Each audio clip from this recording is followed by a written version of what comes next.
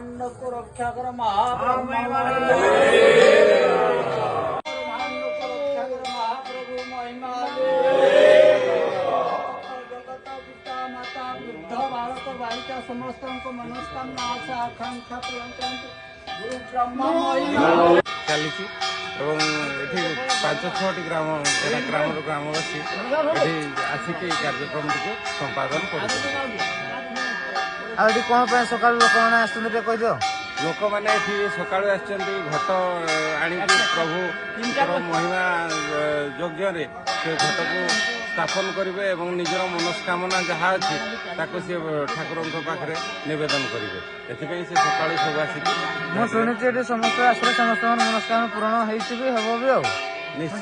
जानी शुणी